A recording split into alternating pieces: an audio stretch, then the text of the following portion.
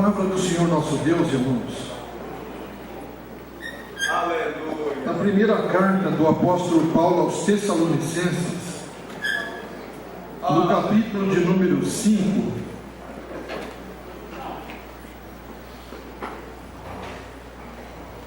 primeira carta aos Tessalonicenses, capítulo 5, e verso 23,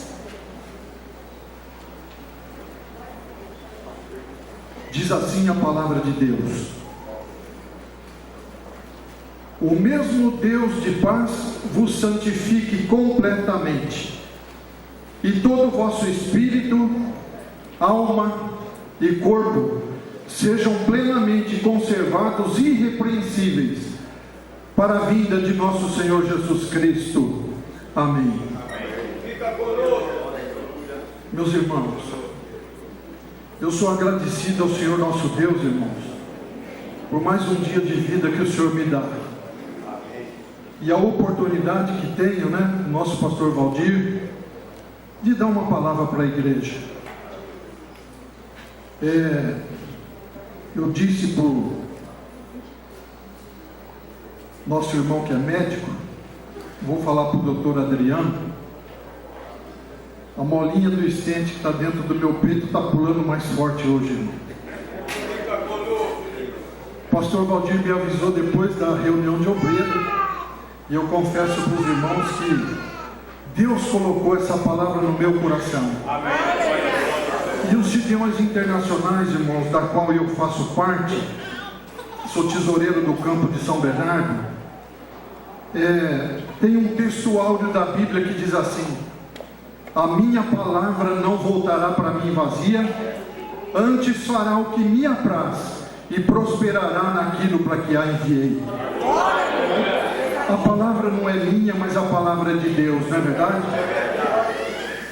E nós lemos aqui, irmãos, essa instrução do apóstolo São Paulo, que eu e o irmão, que somos seres humanos, nós nos dividimos em três grandes partes, não é verdade? Espírito, alma e corpo. E existe um conselho do apóstolo São Paulo que precisa estar irrepreensíveis, porque uma coisa é certa: o Senhor Jesus, Ele virá. O Senhor Jesus, Ele virá. Nós não sabemos, a Bíblia diz que unicamente o Pai, mas uma coisa é certa: Jesus virá para buscar a sua igreja gloriosa. E nós estudamos, irmãos, lá no curso de teologia, que existe duas grandezas: existe o organismo e a organização. A organização, ela tem endereço, Alameda Glória 705, tem um CNPJ, e ela dá para cada um de nós um cartãozinho de membro. Isso significa organização. Paga água, paga luz, paga telefone, não é verdade? Pode ser a nossa, pode ser a Universal, pode ser a Deus e Amor, qualquer uma. Isso é organização. Agora existe o organismo. O organismo é a igreja salva que está dentro de cada uma delas. Então eu entendo, irmãos, que como espírito, alma e corpo seja plenamente conservado e irrepreensível para a vinda do Senhor, e eu não posso fazer parte só da organização, eu preciso fazer parte do organismo. Não é verdade? Preciso fazer parte daqueles que o dia em que as trombetas soarem, vai deixar o banco vazio. Não é assim? E alguém que me ouve nesta noite, quem sabe adentrou estas portas pela primeira vez, ou quem sabe já veio algumas vezes e ainda não se decidiu, eu queria dizer ao Senhor uma coisa muito séria: eu e você, nós temos necessidades, porque nós somos seres humanos. E eu estava pensando nisso, irmãos, e me veio assim um pensamento na minha mente, enquanto eu estava pensando alguma coisa para assim meditar com os irmãos nesta noite. Existe um psicólogo americano, é rapidinho, eu quero falar isso em 2 ou 3 minutos. cujo nome é Abraham Maslow. Os psicólogos, os homens de humanas aqui, os nossos médicos, sabem isso de cor e salteado e muito melhor do que eu vou falar. Mas olha, eu queria tomar isso por base, irmãos, para falar uma coisa muito séria com todos nós que aqui estamos. Maslow, ele desenvolveu, irmãos, uma teoria chamada a teoria das necessidades humanas. Então eu e o irmão e eu, nós somos seres humanos, portanto nós estamos inseridos dentro das necessidades que Maslow falou. E quando esse homem desenvolveu essa teoria, ele construiu um gráfico chamado de uma pirâmide, e ele dividiu essa pirâmide em 5 partes, e ele chamou isso de degrau. E à medida que ele foi desenvolvendo a sua ideia, ele foi subindo nos degraus dessa pirâmide. E ele chama aquela necessidade primeira lá embaixo, no rodapé da pirâmide, ele chama de necessidade básica. Então eu e você, nós temos necessidades segundo Maslow, e se chama a primeira delas necessidade básica. O que é essa necessidade básica que ele ensina? É dormir, comer, fazer as nossas necessidades fisiológicas, alimentar. Isso é básico de cada um de nós, não é verdade? Isso não tem novidade. Mas o primeiro degrau, subindo além dessa necessidade básica que Maslow falou, ele falou sobre a necessidade de segurança. E ele disse assim: olha, não é só segurança de ter um imóvel para você morar, ou de ter uma igreja para congregar. Não, é uma necessidade de segurança para ir e vir. Eu tenho que ter segurança de que eu vou sair daqui e vou para minha casa. E eu sei que chego lá, eu vou ter uma cozinha para me alimentar, eu vou ter um quarto para me dormir. Segurança. Eu tenho que ter segurança da minha família, que está tão difícil hoje, não é verdade? Mas vai ficar melhor se Deus quiser. Amém. Mas subindo os degraus da necessidade que Maslow falou, ele falou da terceira necessidade humana, minha e do irmão. Chama-se afeto. Isso é maravilhoso. Porque um dia, irmãos, eu olhei para minha esposa, a minha esposa olhou para mim, e nós conversamos depois, e depois nós nos casamos, e formamos a célula magna da sociedade, chamada família, não é verdade? Então é necessidade básica de segurança e de afeto, ainda que hoje, irmãos, estão deturpando as nossas famílias, estão deturpando a forma de família, não é verdade? Mas a família de Deus é um homem, uma mulher e seus filhos. Não tem outra família para Deus, não. Essa é a família. Depois tem mais um degrau da necessidade humana segundo Maslow, que é a necessidade de autoestima.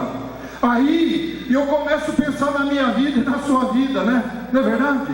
Olho para Elenir e vejo, entrou como escriturária no seu trabalho. Aí a autoestima falou mais forte, ela falou: preciso ser chefe.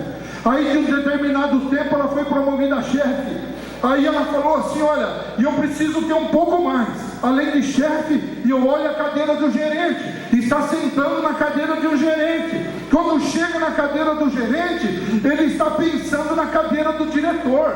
E quando ele chega na cadeira do diretor, ele está pensando na cadeira do presidente. É assim, é necessidade humana. E se alguém for diferente, está errado, porque nós temos anseios, e os nossos anseios é sempre mais. E Maslow escreveu, essa daí é a quarta necessidade humana. E a quinta necessidade que ele fala, irmãos, é a necessidade de status. Aí a pessoa já está pensando um pouco mais alto. Aí ele tem um Fusquinha, aí o Fusquinha não serve mais, ele quer comprar um Vectra. Aí o Vectra não serve mais, ele quer comprar um Corolla. Aí o Corolla não serve mais, ele quer comprar um BMW, né? E assim sucessivamente, é assim. Necessidades humanas. Só que tem um porém, irmãos, eu estava pensando, mas não esqueceu da maior das necessidades humanas, que é a necessidade de salvação da alma do homem. Porque está escrito na Bíblia, a palavra do Senhor nosso Deus, irmão, que está escrito assim: está ordenado ao homem morrer uma só vez, vindo depois disto o juízo. O homem, ele morre uma só vez, vindo depois disto o juízo. Então qual é o momento para o homem tomar decisão? O momento é hoje, é agora, é neste momento, é nesse instante, é agora que o homem tem que tomar decisão na sua vida, a decisão da salvação da sua alma. Agora tem uma coisa, irmãos. Senhor Jesus, anotei aqui, fui ler e fiquei assim, irmãos, comovido dentro de mim. O Senhor Jesus, ele fala uma parábola, e alguém diz que não é nem parábola, é uma das maiores verdades da Bíblia. O Senhor Jesus disse que havia dois homens, um que tinha necessidades menos de sobrevivência e o outro muitas necessidades de sobrevivência. Só que os dois homens, eles tinham espírito, alma e corpo. E esses dois homens, irmão, um dia ele partiu para a eternidade, ambos, os dois, não é verdade?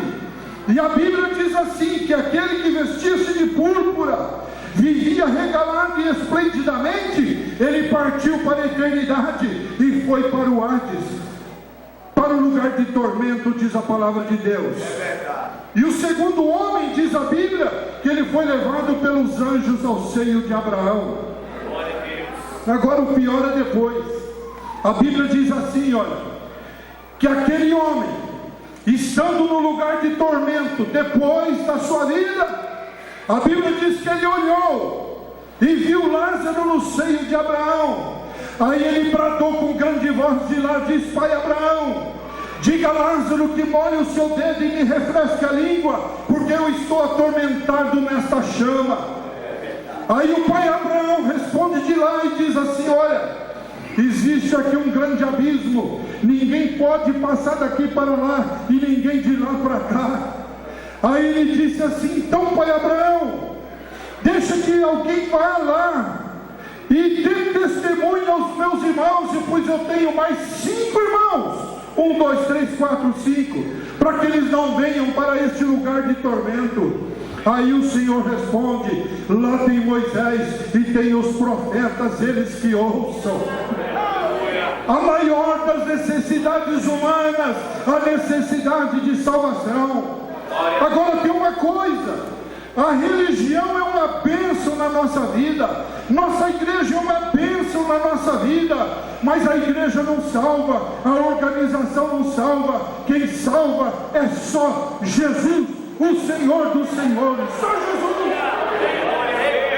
Não tem outro caminho para a salvação, senão passar por Jesus, graças a Deus. Não tem outra forma. Aí alguém vai dizer assim: mas o que eu tenho que fazer? É simples, é só vir aqui, dobrar o joelho e dizer ao Senhor: Senhor, me perdoa, me salva, e o pastor vai orar, e o seu nome estará escrito no livro da vida, e a partir daí é uma nova história, graças a Deus. Lá tem Abraão e tem os profetas, lá tem Moisés e os profetas que ouçam. Então muitas vezes, quantas vezes que eu até participava de alguma coisa da igreja, mas não havia decisão. Mas o dia que Jesus entrou no meu coração, meus irmãos, eu larguei tudo pelo amor ao Senhor Jesus Cristo.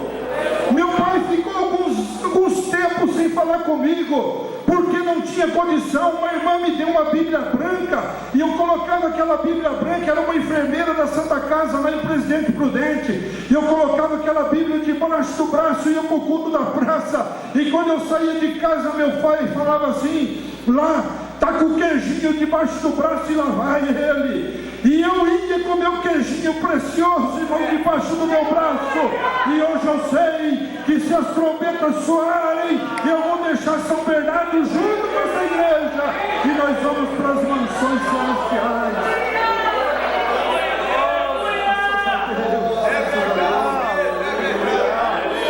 Livro de Lucas, irmão.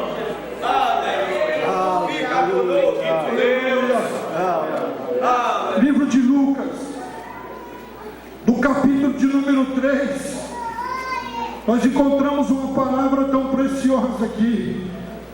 quando João Batista veio para preparar o caminho do Senhor, não é verdade? Aleluia! Diz aqui a palavra do Senhor nosso Deus, no capítulo de número 3, verso 3, diz assim: e percorreu ele toda a terra ao redor do Jordão, pregando o batismo do arrependimento para perdão dos pecados, segundo o que está escrito no livro do profeta Isaías: voz do que clama no deserto, preparai o caminho do Senhor, endireitai as suas veredas.